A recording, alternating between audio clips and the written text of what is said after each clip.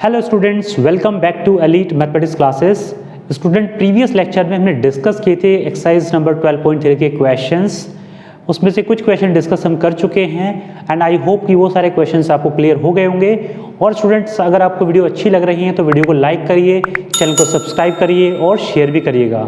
So student, आज discuss करेंगे हम नेक्स्ट सेट ऑफ क्वेश्चंस, जिसमें हम डिस्कस करेंगे बाकी क्वेश्चन जो रिमेनिंग रह गए थे। और अगर आपको कोई भी सजेशंस हो, कोई भी आपका डाउट बचा हो वहाँ तक जहाँ तक हमने करा चुके हैं, तो आप उसको कमेंट सेक्शन में लिख के बता सकते हैं। सो चलिए स्टूडेंट, स्टार्ट करते हैं हम लेक्चर को।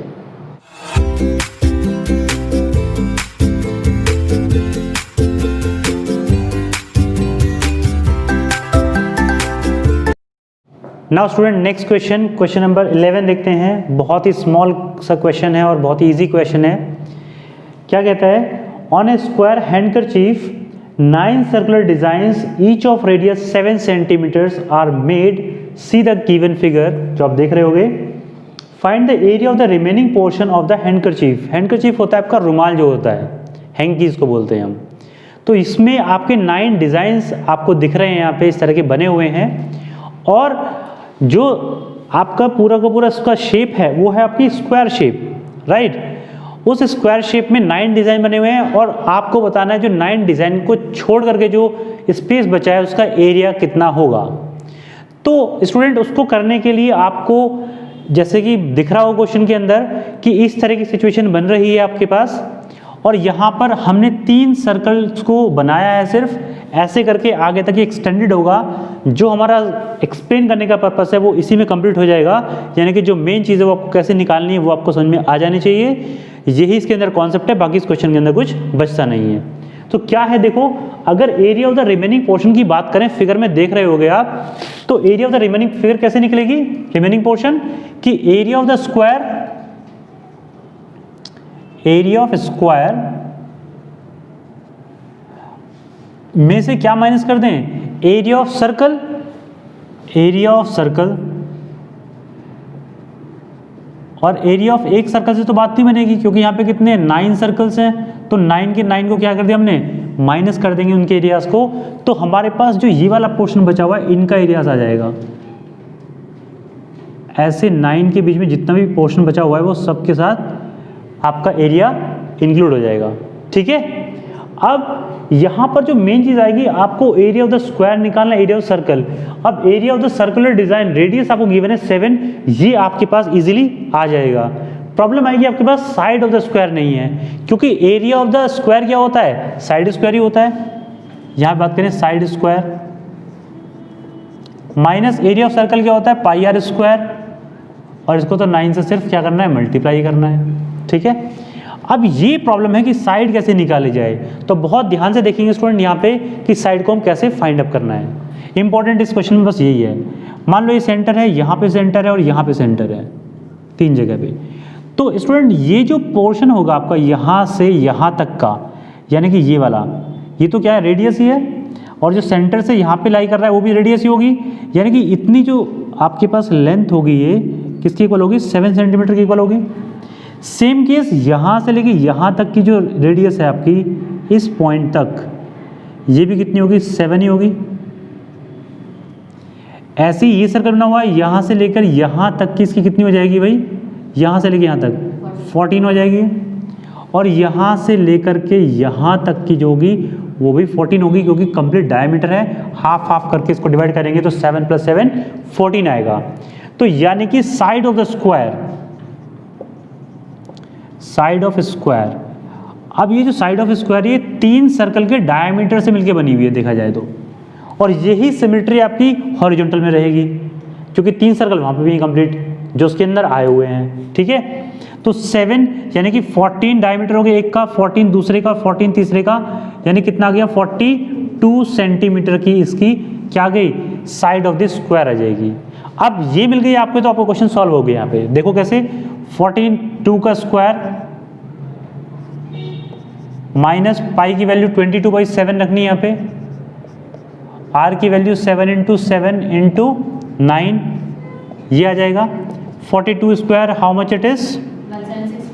1764 आपका ये आएगा, माइनस ये एक 7 से 7 कैंसिल आउट हुआ। यहाँ पर आप कर सकते हो, ये आएगा भाई आपका 154 into 9, this multiply by this is 154 and this, so 1764 minus ये आ जाएगा आपके पास कितना आएगा 1386, ये आ जाएगा आपके पास। और जब फाइनली आप इसको माइनस कर रहे होंगे तो आपके पास आ जाएगा 378 सेंटीमीटर स्क्वायर, जो आपका रिमेनिंग पोर्शन होगा उसका एरिया। स्टूडेंट बहुत इजी क्वेश्चन था, बस इस क्वेश्चन में जो बात थी वो सिर्फ इस साइड को निकालना था, जो हमने इजीली उसको फाइंड अप कर लिया। सो मूव करते हैं नेक्स्ट क्वेश्चन पे। स्टूडेंट नेक्स्ट क्वेश्चन डिस्कस करते हैं, क्वेश्चन नंबर 12, बहुत ही इंटरेस्टिंग क्वेश्चन है ये। In the figure, given figure, OACB is a quadrant of a circle with center O and radius 3.5 centimetre, यानी कि सेंटर O के साथ में ये क्वाड्रेंट बना है OBCA, ये पूरा आपको दिख रहा है इस तरीके से क्वाड्रेंट है, किसी सर्कल का पार्ट है ये। If OD equals to 2 centimetre, यानी कि OD यानी कि ये वैल्यू आपको 2 सेंटीमीटर गिवन है, तो आपको बताना है area of quadrant of OACB and shaded region, second part में बताना है आपको। तो स्टूडेंट ये क्वेश्चन बहुत ही इजी है, आप देखोगे अगर कुछ भी नहीं क्वेश्चन में, छोटा सा फॉर्मूला अप्लाई करना और आपका आंसर आपके सामने होगा, क्योंकि सारी वैल्यूज में प्रोवाइडेड हैं आपको, ठीक है। अब देखो यहाँ पे पहला पार्ट करते हैं हम। पहला पार्ट में कह रहा है क्वाड्रेंट OACB, क्वाड्रेंट OACB। अब जब क्वाड्रेंट का एरिया निकालते हैं तो क्या होता है हमारे पास, theta upon 360 into pi r square, यही होता है स्टूडेंट। अब देखो यहाँ पर ये जो सेंटर है ये कितना है, ये जो आपका क्वाड्रेंट बना हुआ है ये कितना एंगल बना रहा है यहाँ पे, 90 होगा, दिस वन। सो थीटा की वैल्यू कितनी होगी, 90 अपॉन 360 इंटू पाई की वैल्यू 22/7, और आर की वैल्यू गिवन है 3.5, यानी कि 3.5 इंटू 3.5, दो बार लिख लिया हमने। ये जाएगा 4 टाइम्स, 2 टाइम्स यहाँ से गया, 11 टाइम्स यहाँ से गया, यहाँ पे गया 0.5 टाइम्स।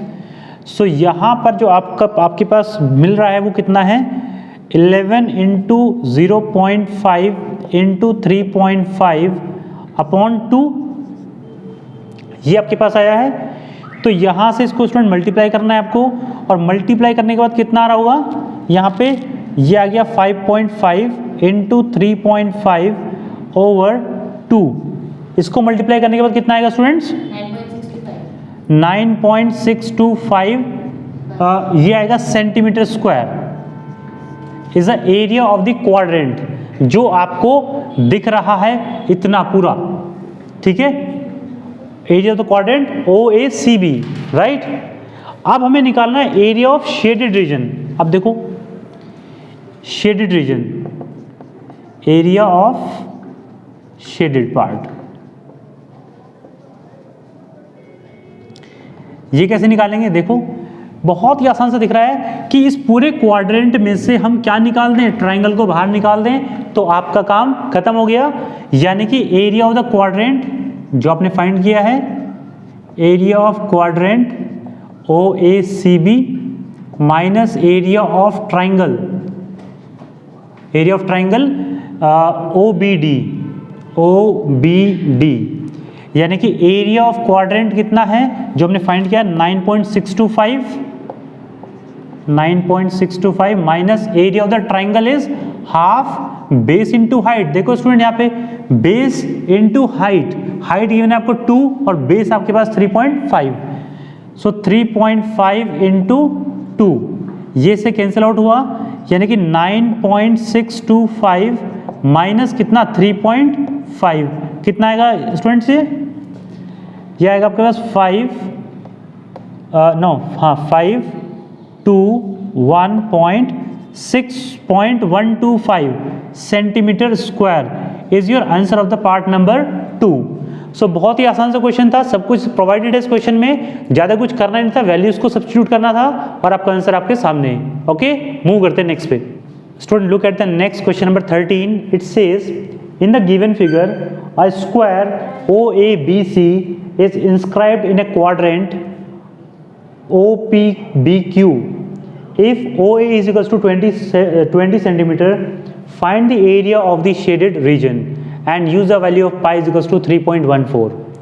So स्टूडेंट ये आपके पास फिगर है ऐसी कुछ, यानी कि यहाँ पर ये जो आपको गिवन है OQBP, ये तो आपका पूरा क्वाड्रेंट दिख रहा है आपको, और यहाँ पे एक स्क्वायर इसके अंदर इंस्क्राइब्ड है, राइट, OCBA या OABC भी कह सकते हैं इसको, ये इसके अंदर इंक्लूडेड है। आपको निकालना area of the shaded reason, जो आपको ब्लू पोर्शन में दिखाई दे रहा होगा, इसका आपको एरिया फाइंड करना है। तो अगर हम इसको फर्स्ट लुक में देखें इस क्वेश्चन को, तो कैसे निकालेंगे इसको? सो हम अगर इसको निकाल रहे हैं area of the shaded region, that will be equals to area of the quadrant, area of quadrant OQBP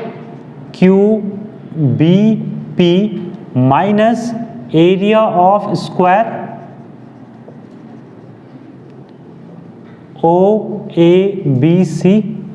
इस क्वाड्रेंट में से इसको हमने बाहर निकाला तो सिर्फ वो वाला पोर्शन आपके पास बचेगा। अब एरिया ऑफ द क्वाड्रेंट कैसे निकालेंगे और एरिया ऑफ द स्क्वायर कैसे निकालेंगे, वो एक अलग चीज़ है। यानी कि यहाँ पर अगर एरिया ऑफ द स्क्वायर निकालना है तो आपके पास साइड गिवन है OA की वैल्यू, ये चारों की साइड होगी यही वाली, तो ये तो आपका इजीली फाइंड अप हो जाएगा। यानी कि इसमें तो क्या करना है, सिर्फ साइड स्क्वायर निकालना है। अब एरिया ऑफ द क्वाड्रेंट की बात करते हैं। सो यहाँ पर निकाल रहे हैं हम area of the quadrant, area of the quadrant OQBP होता है फॉर्मूला हमारे पास θ/360 into pi r square, right. अब देखो स्टूडेंट, ये अगर क्वाड्रेंट है तो हमें चाहिए इसकी आर चाहिए और थीटा चाहिए। अब यहाँ पर ये जो सेंटर है आपका, ये O जो रिप्रेजेंट कर रहा है, ये स्क्वायर का तो एंगल हमारे पास 90 होता ही है, हमें पता है ये 90 है अगर, तो थीटा की वैल्यू तो मिल गई हमें 90। लेकिन बात आती है आर की, रेडियस कैसे मिलेगी?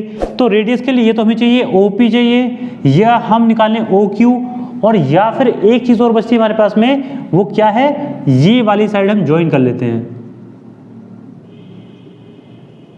यानी कि अगर वैल्यू ऑफ OB मिल जाए हमें, तो वो भी तो रेडियस ही होगी उसकी, ठीक है। अब OB कैसे मिलेगी वो यहाँ पे देखते हैं हम।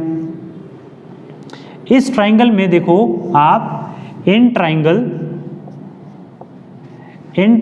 OAB कह सकते हैं इसको। OAB में ये वाला भी एंगल कितना होगा स्टूडेंट, 90 होगा, क्योंकि स्क्वायर के तो सारे एंगल 90 ही होते हैं, ठीक। अब इस ट्राइंगल OAB के अंदर हम पाइथागोरस थ्योरम लगा सकते हैं। तो पाइथागोरस थ्योरम के अकॉर्डिंग क्या होगा, OB का स्क्वायर जो हमें निकालना है, that is equals to OA square plus AB square. So OB square is equals to OA की वैल्यू कितनी, 20, यानी कि 20 का स्क्वायर प्लस 20 का स्क्वायर, ये भी 20 होगी। सो ये आ गया बेसिकली, हम कह सकते हैं 2 इंटू 20 का स्क्वायर, क्योंकि 1 + 1 2 यूनिट्स ऑफ 20 का स्क्वायर। अब देखो ये OB क्या रिप्रेजेंट कर रहा है, आर स्क्वायर, तो आर स्क्वायर की वैल्यू आ गई 2 इंटू 20 का स्क्वायर, फाइन। और अगर इसको हम सॉल्व करें, देखो यहाँ से this implies r is equals to √2 into 20 का स्क्वायर। सो 20 के स्क्वायर से तो रूट कैंसिल आउट होगा, सो r इज इक्वल्स टू आ जाएगी 20√2 सेंटीमीटर। लेकिन अगर स्टूडेंट देखो, इसकी निकालने की ज़रूरत नहीं है आपको यहाँ पे, क्योंकि यहाँ पे आपको आर स्क्वायर की वैल्यू ही सब्स्टिट्यूट करनी है, ठीक है। तो वो भी हम डायरेक्टली वहाँ से सब्स्टिट्यूट कर सकते हैं। यानी क्या वैल्यू होगी इसकी, थीटा की वैल्यू होगी 90/360 इंटू पाई की वैल्यू इस बार 3.14 रखनी है, और आर की वैल्यू, आर स्क्वायर की वैल्यू हम डायरेक्ट रख सकते हैं 2 इंटू 20 का स्क्वायर, फाइन। क्योंकि बाद में सोल्व करोगे वापस रख के, तब भी वही आना है उसका। तो यहाँ पर तो ये कट गया 4 टाइम्स, ये 2 से गया 2 टाइम्स, तो ये आ गया आपके पास में 3.14/2 इंटू 20 इंटू 20। नाउ ये भी गया कितने टाइम्स, 10 टाइम्स। सो ये आ गया 3.14 इंटू 200। यानी कि स्टूडेंट इसको हम सिंपल 2 से मल्टीप्लाई कर लें, या फिर हम ये कहें 3 1 4 इंटू 2, बिकॉज 2 जीरो से ये पॉइंट हट गए यहाँ से, तो कितना आएगा ये 8 2 और 628 centimetre square is the area of the quadrant. Directly आपके पास आ गया ये। अब एरिया ऑफ द स्क्वायर निकालने में तो कोई प्रॉब्लम ही नहीं है, यानी कि 628 और area of the square is side square यानी कि 20 का square, that is 628 minus 400, that is 228 centimetre square is your answer for this question. यानी कि शेडेड रीजन का जो आंसर आएगा वो 228 सेंटीमीटर स्क्वायर आएगा। ठीक है स्टूडेंट्स, अब देखो आपने अगर ये चीज़ थोड़ी मिस कर दी यहाँ पे कि ये कैसे निकालना है, तो आप क्वेश्चन को मिस कर जाओगे, यानी कि ये तो आप साइड निकाल नहीं पाओगे और आपने इस पर ध्यान नहीं दिया तो ये क्वेश्चन आपका रह ही जाएगा। तो यहाँ पे थोड़ा सा ज्योमेट्री कॉन्सेप्ट आता है, थोड़ी प्रॉपर्टीज ऑफ स्क्वायर्स पता होनी चाहिए हमें, तो आपका क्वेश्चन इजीली सॉल्व हो जाता है। ठीक है स्टूडेंट्स, सो इस क्वेश्चन में तो इतना ही बताना है हमको। कोई डाउट रह गया आपको फिर भी आप कमेंट सेक्शन में उसको लिख सकते हैं। ठीक है, आगे मूव करते हैं। सो स्टूडेंट, इस लेक्चर में इतना ही करते हैं। अगर आपको वीडियो अच्छा लगा हो तो वीडियो को लाइक करना, चैनल को सब्सक्राइब करना और शेयर करना। सो स्टूडेंट, मिलेंगे नेक्स्ट लेक्चर में और डिस्कस करेंगे next set of questions. So till then take care and bye bye.